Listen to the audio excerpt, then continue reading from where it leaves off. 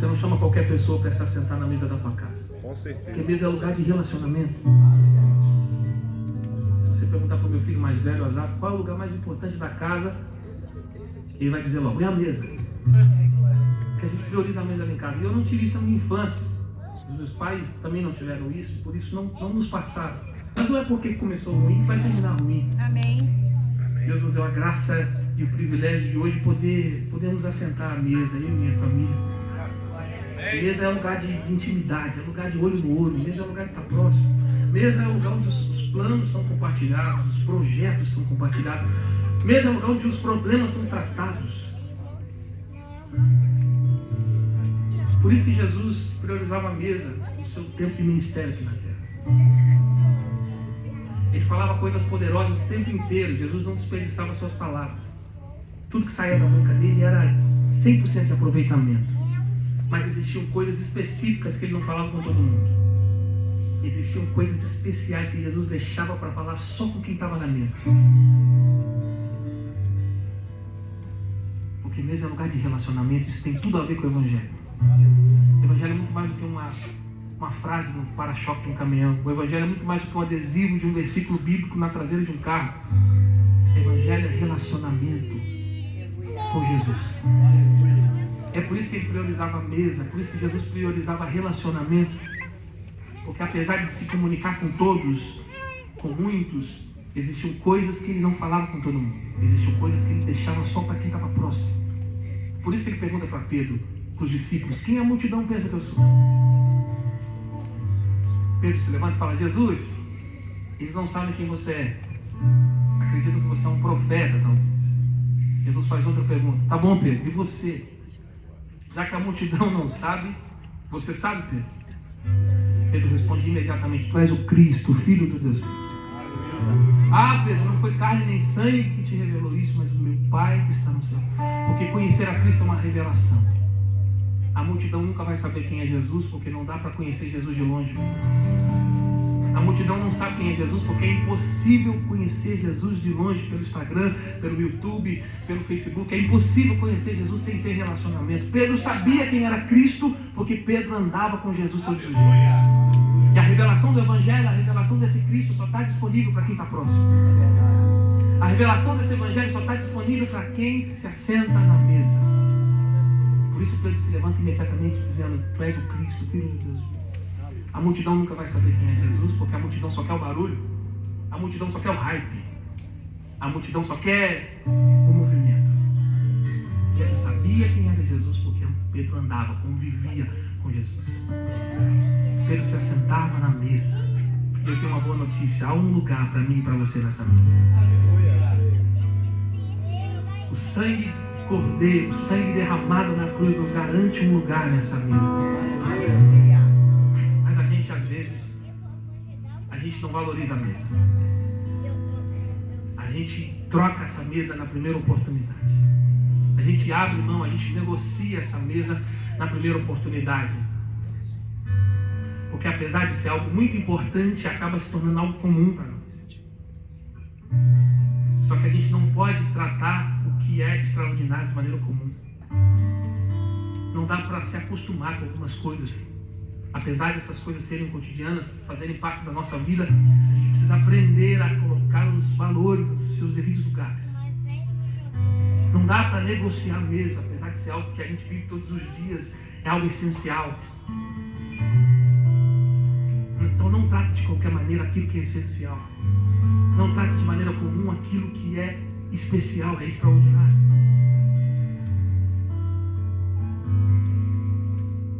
O Senhor me deu uma canção há alguns anos atrás e essa música tem sido a minha oração. O pastor Marcos Salles é um dos maiores compositores da nossa nação e ele sabe bem o que eu estou falando. Quando uma frase começa a bater assim na nossa cabeça e aquilo fica algumas semanas, a gente logo já imagina, tem alguma música para nascer, o céu quer nos dizer algo, que o céu quer nos falar algo, e a gente já fica alerta, eu mesmo já fico pronto. E foi assim, um belo dia eu levantei na minha casa com uma frase, tem lugar na mesa, um lugar na mesa, tem lugar na mesa. Se não saía, eu viajava, ia para cima, para baixo, e assim, não saía da minha cabeça, tem lugar na mesa. Até que um belo dia em Brasília, me preparando para ministrar, eu comecei a me lembrar da história de um menino que tinha mesa, um jovem, tinha tudo, mas abriu mão de tudo para viver nada. Um menino que tinha mesa, e na mesa tinha comunhão, tinha pão, tinha comida, tinha fartura, mas ele negocia tudo isso, ele abre mão da mesa, e no afã de ser livre, acabou se tornando escravo das suas próprias vontades. O menino que ninguém sabe o nome, porque ficou conhecido na história pelos erros que cometeu. O menino que a Bíblia não menciona o seu nome, porque foi lembrado para sempre pelas más escolhas que fez na sua vida. Filho pródigo. Que triste. Um herdeiro. Um menino que tinha família. Um menino que tinha mesa. Abre mão de tudo isso para viver uma aventura.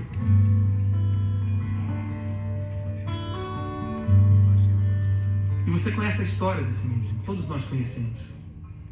Eu mesmo não sabia o que significava pródigo, apesar de ouvir essa palavra minha vida inteira. A gente participa de conferências, de cultos temáticos, a gente ouve canções sobre o filho pródigo, mas eu mesmo não sabia o que significava pródigo. Aí eu dei um Google lá nessa palavra, descobri que pródigo significa irresponsável, gastador, esbanjador. Eu falei, gente, que triste. Que triste alguém ser chamado de um apelido tão feio, de um nome tão feio. Esse é o poder da escolha. As escolhas nos levam para longe da mesa. E longe da mesa nós perdemos a nossa identidade.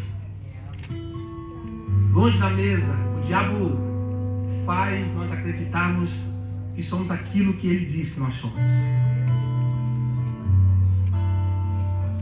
Longe da mesa, o mundo faz nós acreditarmos que nós somos aquilo que eles dizem que nós somos. Mas eu vim trazendo uma palavra para alguém aqui nessa noite.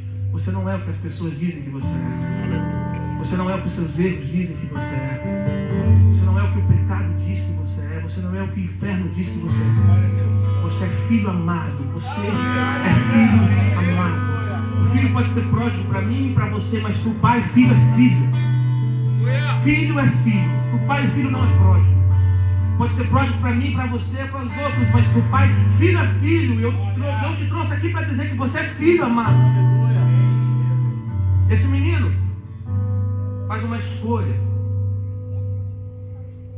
Sai de casa, vai para uma terra distante, pega a parte da sua herança, vai gastar do jeito que ele achava que tinha que ser.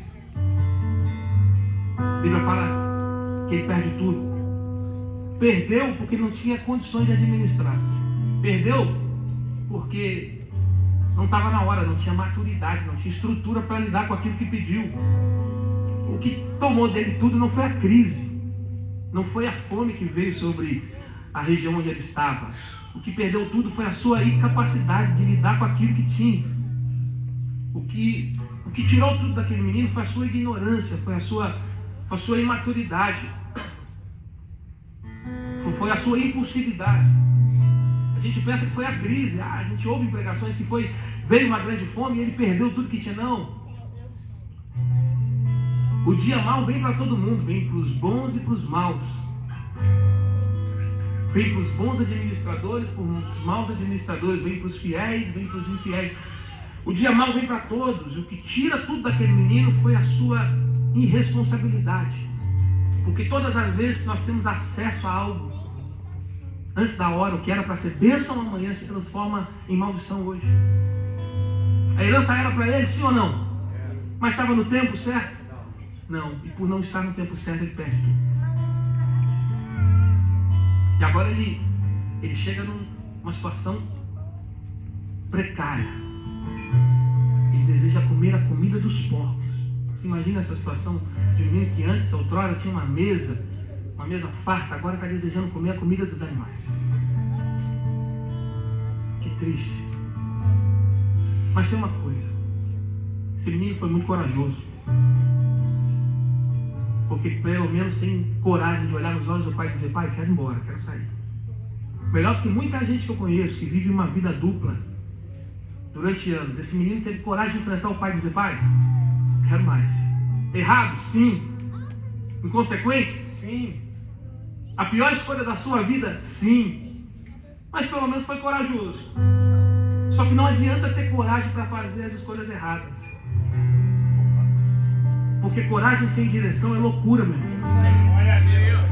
Não adianta ter coragem para escolher a porta errada. Não adianta ter coragem para trilhar o caminho da rebeldia, o caminho da desobediência. Coragem sem direção é maldição. Mas o que prova para mim que esse menino era de fato corajoso não foi o fato de ter tido coragem para sair. É até fácil. O que prova para mim que ele era corajoso é que ele teve coragem para voltar. Posso te dizer? É muito mais difícil voltar. É preciso muito mais coragem para voltar. Se é preciso coragem para sair, meu irmão, o caminho da volta. Enfrentar as mesmas pessoas.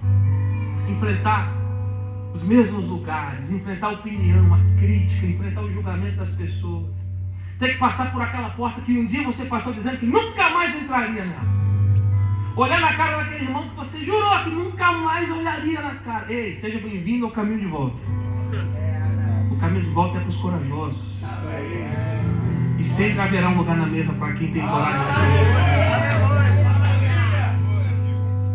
Olha para quem está do seu lado e fala: meu irmão, se você teve coragem para sair, tem que ter coragem para voltar também. Refaça o caminho. Sair é fácil, agora eu quero ver voltar. Aquele menino chega numa situação tão complicada, a ponto de desejar comer a comida dos animais. A Bíblia fala que ele cai em si. E de todos os buracos que ele caiu, talvez o mais importante, a maior lição foi ter caído em si.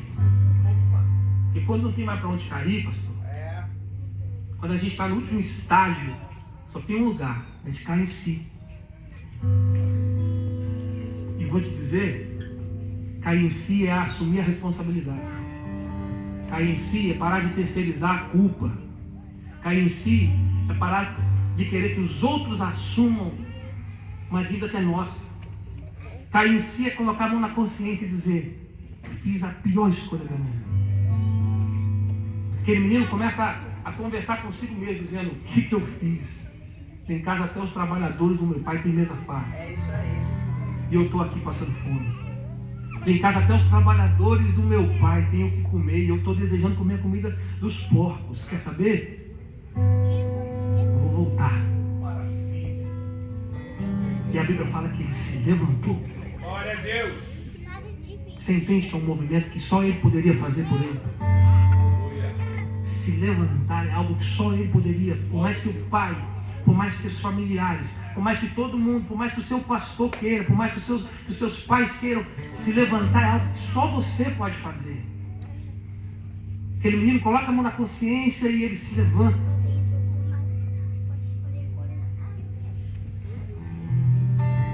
Ele estava no fundo do poço. E eu fiquei me perguntando: por que o pai permite que o menino saísse de casa? O pai sabia. O pai já era um cara experiente, já era maduro. Eu sou pai. Só um pai sabe como nós traçamos o futuro dos nossos filhos. Só um pai sabe como nós planejamos cada fase da vida dos nossos filhos. O pai sabia que era a pior escolha do filho, mas o pai permite. E para piorar, o pai não vai atrás. Falei: meu Deus. Porque essa história, Jesus está contando essa história no Novo Testamento, mas a história do filho pródigo é parte de uma história que Jesus está contando. Se você ler lá em Lucas depois, você vai ver que Jesus começa a falar de um pastor que tinha 100 ovelhas. Na mesma história, Jesus fala de uma mulher que tinha 10 dracmas. Só depois, na terceira parte, Jesus vai dizer sobre um pai que tinha 2 filhos. Entende que existe uma ligação aqui entre essas 3 histórias. Na verdade, não são 3 parábolas isoladas. É uma parábola com 3 partes. O homem que tinha 100 ovelhas, a mulher que tinha 10 dracmas, o pai que tinha 2 filhos. Jesus está contando isso. E a ovelha, Uma daquelas 100 ovelhas sai, se perde, e o pastor vai atrás da ovelha. A mulher perde uma das 10 dracmas, e a Bíblia fala que ela varre toda a casa de forma diligente, de forma cuidadosa, para encontrar aquela moeda. E o pai tinha 2 filhos, um filho resolve sair. Ao contrário do pastor, que vai atrás da ovelha, ao contrário da mulher que vai atrás da dracma, o pai não vai atrás do menino. Aí que eu buguei, eu falei, não é possível. Será que uma ovelha é mais importante que um filho? Será que uma moeda é mais importante que um filho? Por quê? O pastor vai atrás da ovelha, a mulher vai atrás da dracma, mas o pai não vai atrás do filho. Tem alguma coisa errada. A ovelha é um animal que precisa de cuidados. É um animal dependente. A ovelha enxerga mal, ela ouve mal, ela precisa... Recentemente viralizou a foto de uma ovelha que ficou muito tempo perdida. Alguém viu essa foto? Ela estava com muita lã, estava machucada, estava ferida, desidratada. As lãs cobriam seus olhos. A lã não permitia mais que ela andasse normalmente. Ela estava pesada. Depois procura. Porque uma ovelha que se perde, não é encontrada, ela provavelmente vai morrer. Uma ovelha que se perde, ela com certeza vai morrer, porque ela nunca iria conseguir voltar sozinha para o seu aprisco. A mulher que perde uma dracma, uma moeda, quem já perdeu dinheiro aí? Levanta a mão. Eu profetizo que você não vai perder mais, só vai achar. Em nome de Jesus. Amém? Essa mulher vai a casa inteira de forma diligente, porque ela sabia que a moeda não criaria pernas e voltaria misteriosamente para o seu bolso ou para o lugar onde ela estava. Por isso ela vai toda a casa, porque ela sabia que se ela não fizesse aquilo, ela nunca mais encontraria.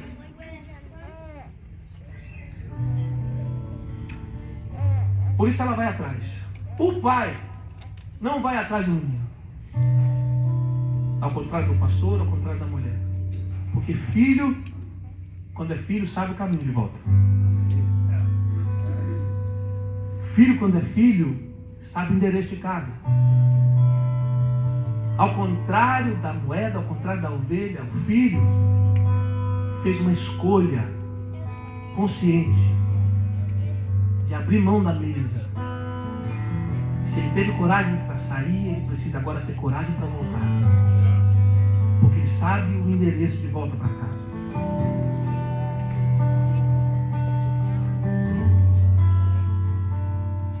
Esse menino se levanta e resolve fazer o caminho de volta. Meu irmão, não sei quanto tempo durou. Não sei quantos meses, quantas semanas, quantos dias duraram. Mas eu sei que o pai avista o menino de longe. Vai ao encontro dele. Entenda que para sair, o menino saiu sozinho. Para sair, estava com dinheiro no bolso, nariz empinado. Saiu sozinho. Porque o caminho do erro, o caminho da rebeldia, o caminho do pecado, você trilha sozinho. O caminho da desobediência, você trilha sozinho. No caminho da volta, ele estava humilhado, sujo, com fome. E a Bíblia fala que o pai vai ao encontro dele. No caminho do arrependimento você não está mais sozinho. No caminho da volta você não está mais sozinho. O pai vai ao teu encontro. O menino olha para o pai olha nos olhos do menino. Você está comigo na história? O menino disse: pai, eu pequei contra os céus e contra ti. Eu não sou digno nem de ser chamado teu filho. Olha o que o pecado faz na vida do homem. Aquele menino já nem se reconhecia mais como filho. Está pedindo para ser tratado como um empregado. O pecado rouba a nossa identidade. O menino está pedindo para ser tratado como um empregado. O pai abraça o menino e diz: é meu filho. O menino está dizendo: pai, vê um canto para mim do lado de fora da casa, pode me tratar como um só empregado, está bom demais. O pai abraça o menino e diz: meu filho estava morto, mas reviveu. Estava perdido, mas foi achado. Aleluia. Você não é o que o pecado diz que você é, meu irmão. O Pai está dizendo hoje: é meu filho. Mesmo longe, mesmo tendo feito as escolhas erradas, mesmo tendo escolhido caminhos errados, você continua sendo filho. Porque eu nunca vi pai deixar de ser pai, também nunca vi filho deixar de ser filho. Você é filho amado, meu irmão. E como um filho, há um lugar para você nessa mesa. Há um lugar para você nessa mesa. O irmão mais velho fica sabendo da história, vê o movimento em casa, pergunta para o empregado: o que está acontecendo lá em casa?